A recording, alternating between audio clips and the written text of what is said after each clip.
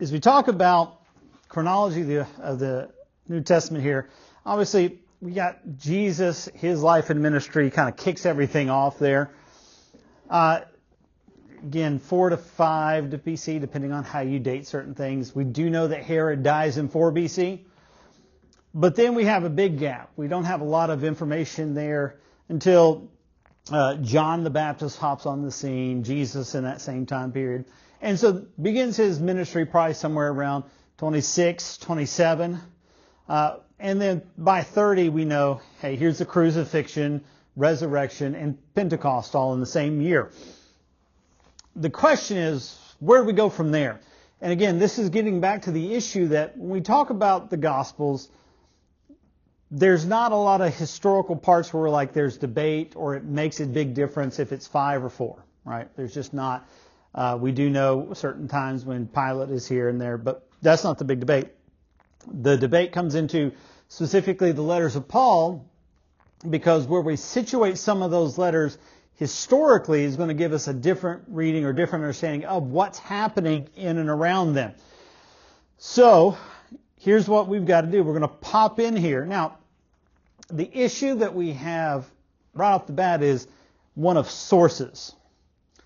While Paul occasionally gives some travel details and plans, he has no intention of ever giving a fully fledged reconstruction of his life.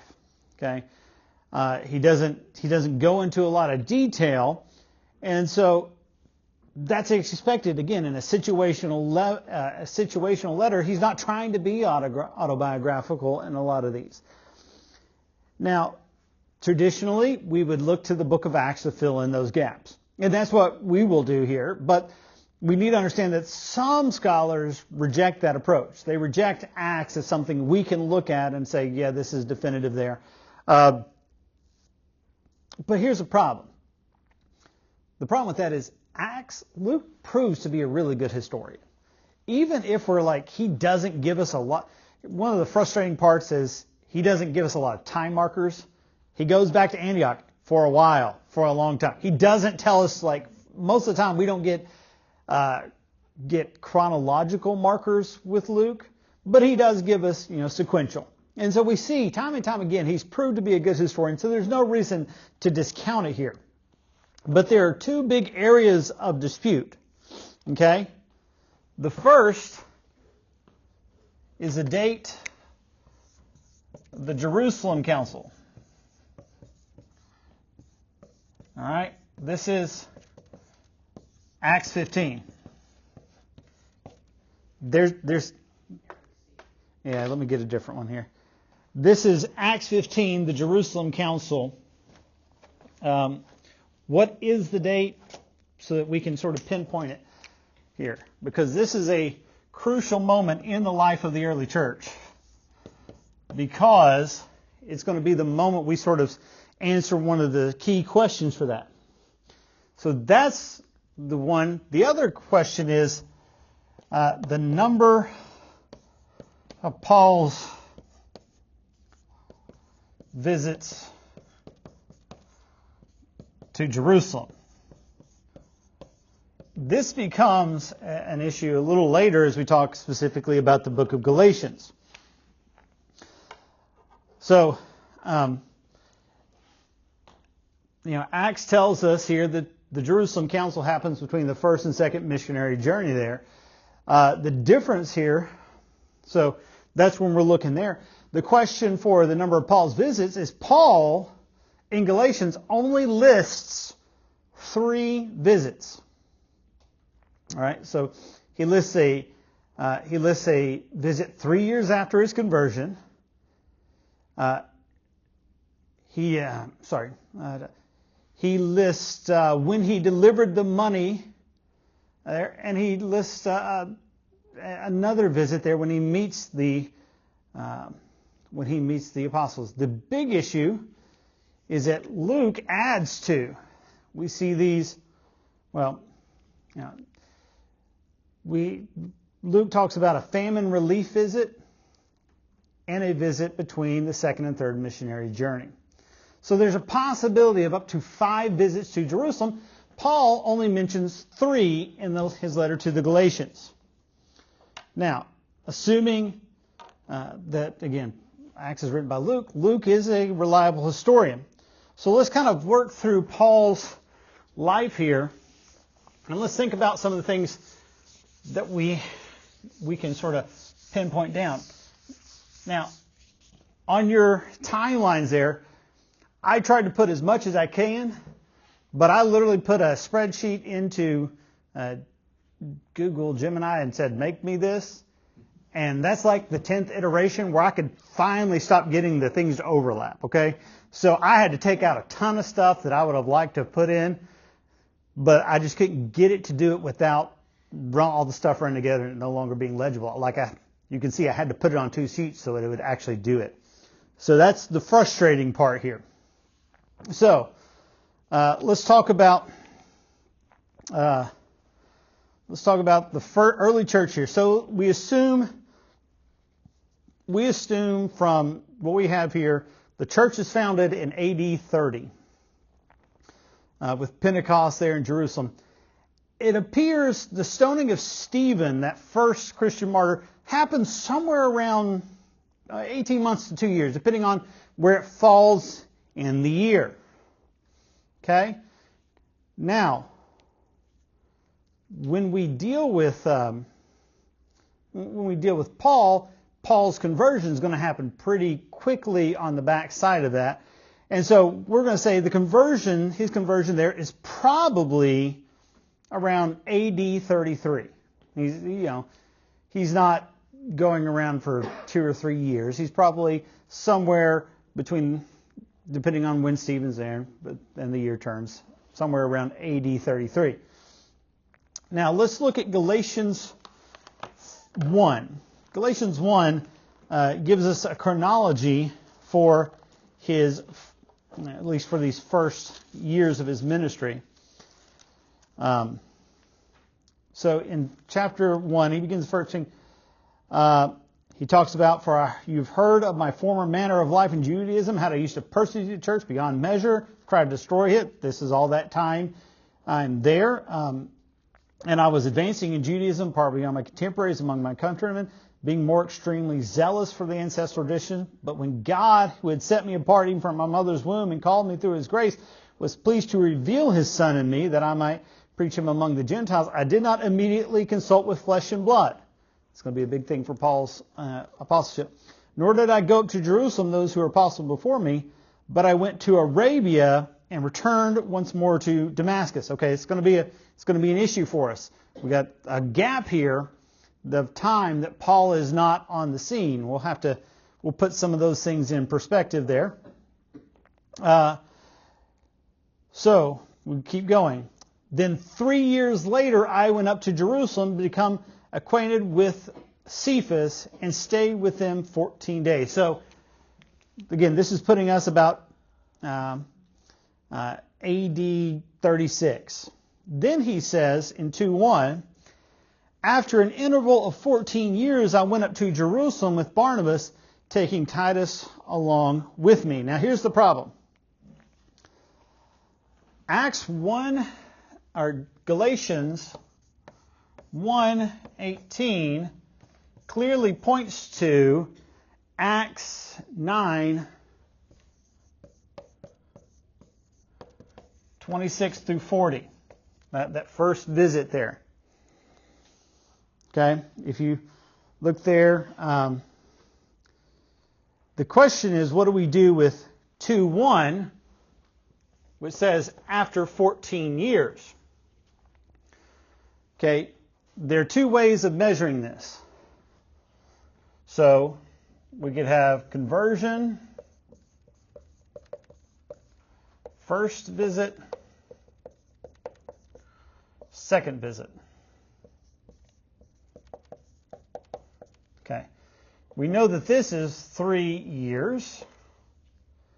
The question is this another 14 years, or is this 3 years, and this total 14 years? All right?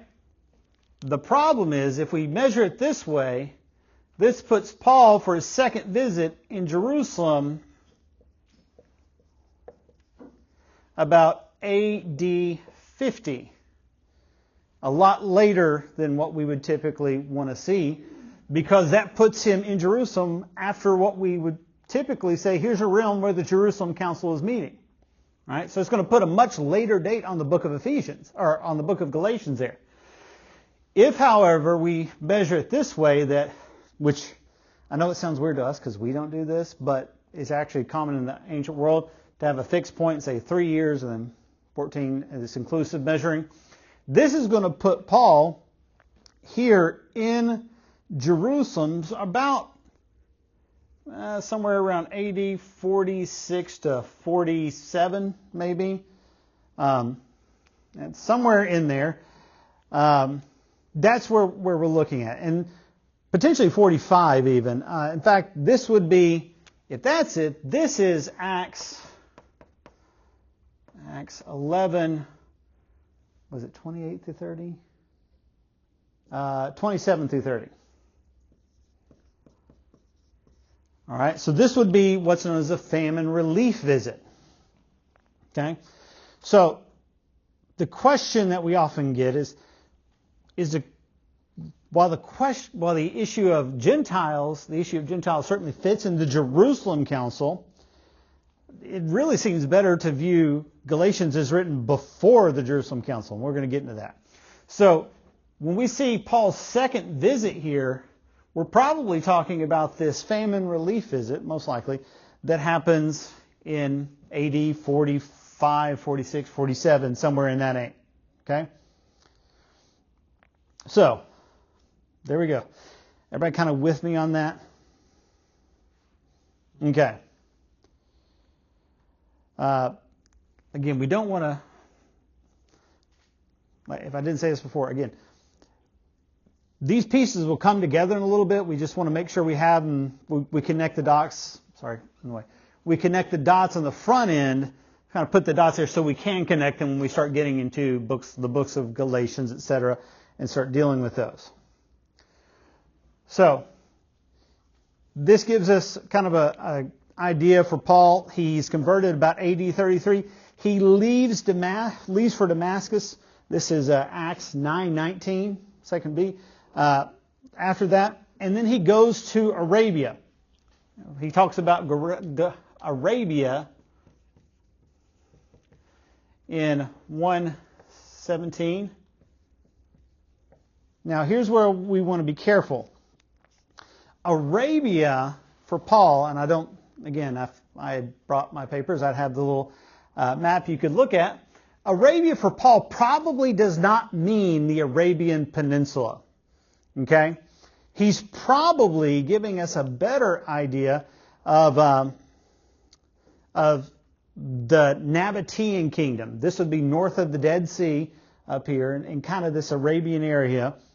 And while Paul everybody says Paul goes into the desert and he spends time contemplating, kind of has this Elijah moment. Not entirely. It appears that Paul does hammer out his theology, but he's very active in mission, because when we see in 2 Corinthians here, when he returns to Damascus, specifically there, we find that there's a conspiracy between the Jews and Aretas of the Nabateans. Now, Paul has done something to get Jews and Arabs to agree together to go after him. Okay? You don't go after hermits, okay? Paul has been engaged in some ministry, and Aretas of the Nabateans, that's 2 Corinthians 11, 32 and 33, paralleling Acts chapter 9, 23 through 25. Aretas of the Nabateans then comes after him, and he's forced to flee there. And from there, he returns to Damascus. That's where they're next. And then from there he visits Jerusalem. Now, that first visit to Jerusalem, this one 3 years later, this first visit we remember from Acts 6, a lot of the apostles are kind of iffy about Paul. Who is this guy? What is he doing? I'm not sure about him. It's where we find Barnabas coming and being the kind of, hey, go-between. He's cool. We've got it. He spends 14 days there. He doesn't meet James. Unfortunately, you find that's not all good times. He's got to flee, and he flees for Tarsus. He goes back home. All right? This is Acts 9:28 and Galatians 1:21. He's going to spend a good amount of time in Tarsus. He's going to be there for almost the better part of a decade. All right? All right. So when Barnabas is sent from Jerusalem to investigate the work in Antioch, after that, then Barnabas goes to get Saul. This is Acts 11:25 through 26. Now, this time, we're probably, we've gone from like 37 to 45. So we're about 45, 46, maybe 44 when he's brought there. He's there a whole year, spends a whole year in Antioch, and then God sets them apart and says, send Barnabas and Paul out. So there we go. They go from Antioch. Also, during that year is probably when during that year there at Antioch is when Paul and Barnabas do the famine relief visit. Okay, now here's the good fun part. Now's where we get to start talking about missionary journeys. Everybody likes missionary journeys because this is where the actions really starts happening. The difficulty is Paul provides almost no information about his chronology of these things. There's no primary source data. We have to look at Luke. So that's the frustrating part. So the first missionary journey, you can see it there, is about AD 46 to 47.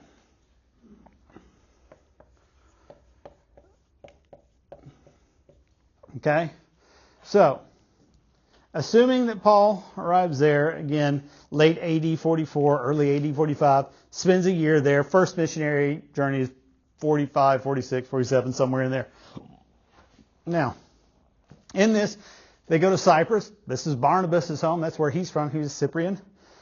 They go to the cities of southern Galatia. So if you kind of think, again, excuse my terrible drawing. Kind of here, you get this kind of area up here. Antioch is somewhere up here. You've got this whole area up here is the Roman province of Galatia. Okay?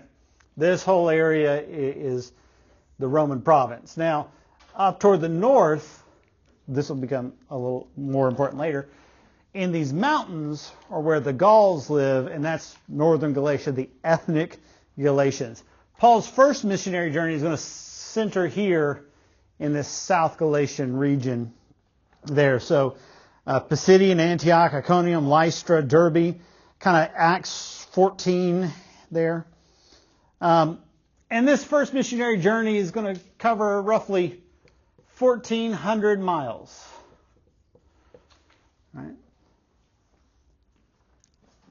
The estimates on how long this took, again, Luke gives us no good clues there, is probably 18 months. They can go, you get people who say it takes a year, people who say it takes 5. 5 gets really rushed on your chronology later. So probably about 18 months in there, he's going around doing those mission work there. So this puts us back in Antioch, and then Acts 14:28. You got to love Luke. Barnabas and Paul spent a long time in Antioch. It's a great chronological marker. It's kind of like when my sons say, "What'd you do today?" We did stuff. Oh yeah. Okay, that's great. We do know though that they depart from here and go to the Jerusalem Council. And so they're going to leave here and they're going to go down to the Jerusalem Council. I date this about AD 49. There are going to be some who date it to AD 48. So 48, 49, give or take, is in this region. Okay? So they're there. We'll talk about the Jerusalem Council, kind of the issues there. But then after that, they go back to Antioch, and then Luke says it again, and they were in Antioch for a period of time. Okay, so we don't know. If this is AD 49, they finish the first one somewhere around 48. They go to Jerusalem Council in 49. They're back up there. Then we get the second missionary journey. We're probably here talking somewhere in the neighborhood of AD 50. Okay? Second missionary journey is going to be much more extensive. And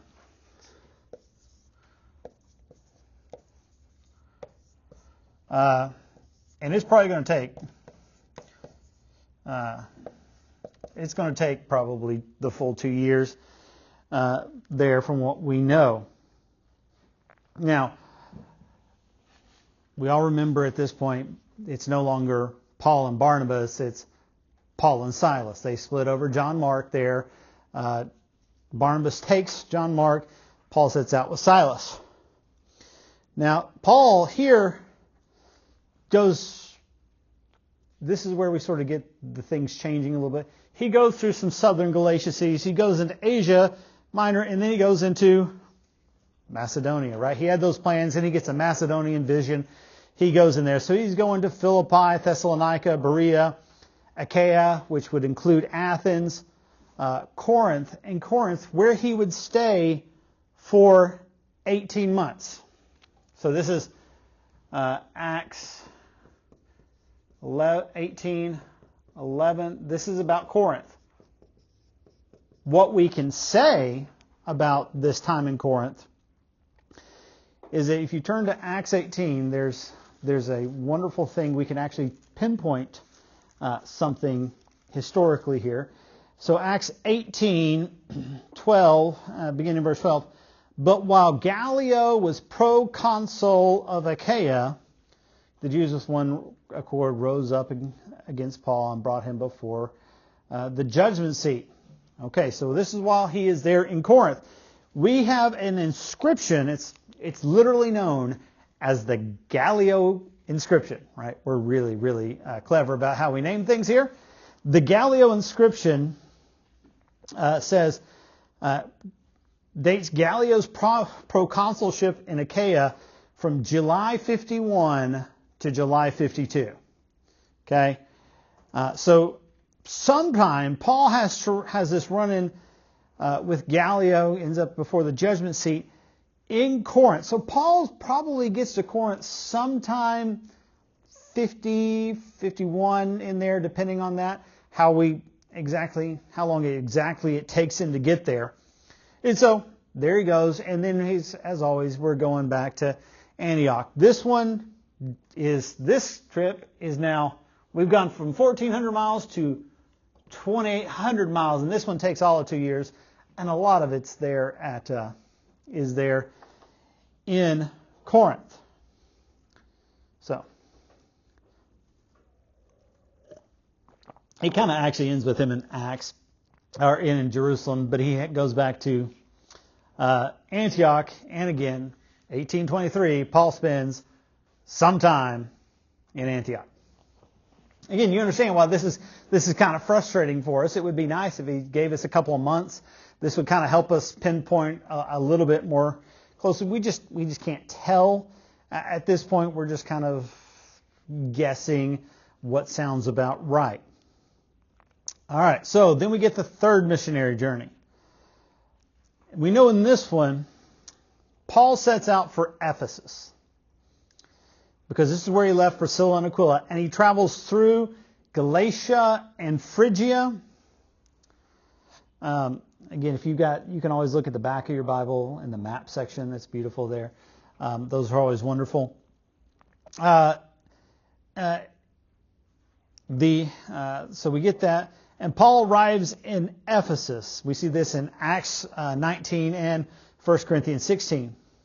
In Acts chapter 20, Paul tells the Ephesian elders that he has spent 3 years with him. So if he arrives in the city at the earliest, AD 52, at the earliest, Paul can get to Ephesians is probably going to be AD 52.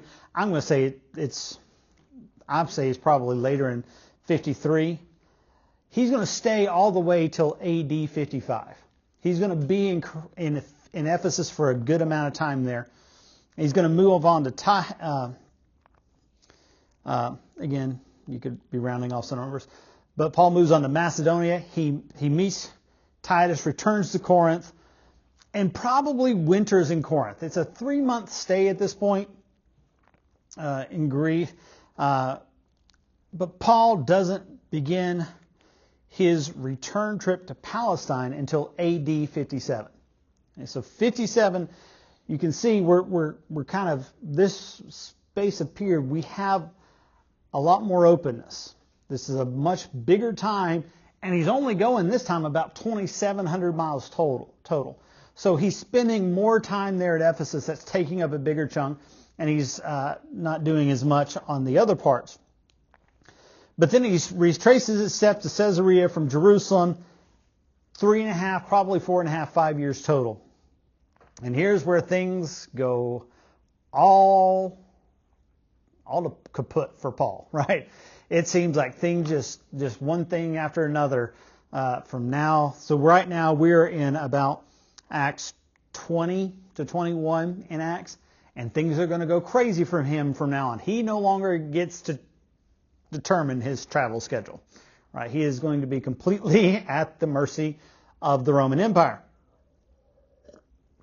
So, shortly after arrival there, again, I'm going to say AD 57, probably around Pentecost at that time. He's arrested, and then he's shipped off to Caesarea, where Acts. Again, this is where I wish that chat or Jim and I or whatever would allow me to put more information on your thing, because I would just spell it out for you, but it didn't. This is Acts 24:27. Right here, Paul is transferred to Caesarea, and here it says he's under Felix, but before Festus.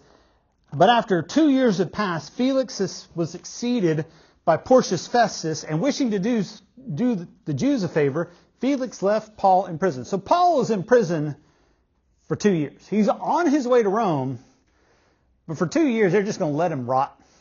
I mean, not rot, but rot, right? He's stuck. He can't go anywhere. He can't do anything. So we know that Paul's imprisonment ended shortly after Festus replaced Felix. And we know that Festus had to be governor of Judea in AD 59. So we're talking AD 59 is when this is going. He has to be here because this is a verifiable fact outside of that. So assuming it's that, he is sent to Rome, and not a good time. Okay, let me tell you, here's a bad thing about the Mediterranean Sea. There comes a point in the year you just don't go out, right? We're good. Let's winter here for a while. That's kind of where Paul should be. His voyage begins in the autumn, and Acts 27:9 talks about the fast. This almost certainly refers to the Day of Atonement. We're pretty late in the year. Not a great time for traveling. Everybody knows this. Paul knows it. But we're going to do it anyway, right? What's the worst that could happen?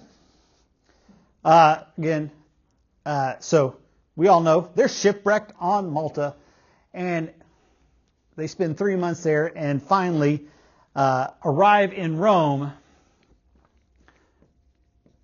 in the spring of AD 60. So that's when we're arriving in Rome. And then Paul, for 2 years, is under house arrest.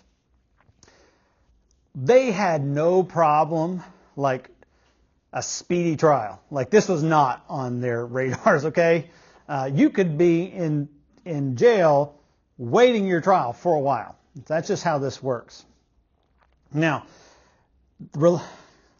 we know this is, so he's in Rome, he's under house arrest from AD 60 to 62. Reliable early church accounts associate Paul's death with the Neronian persecutions. Okay, these run from about 64 to 68. Okay, most early church accounts kind of put Paul's death date somewhere, we'll call it somewhere AD 64 to 65. There's no definitive thing there.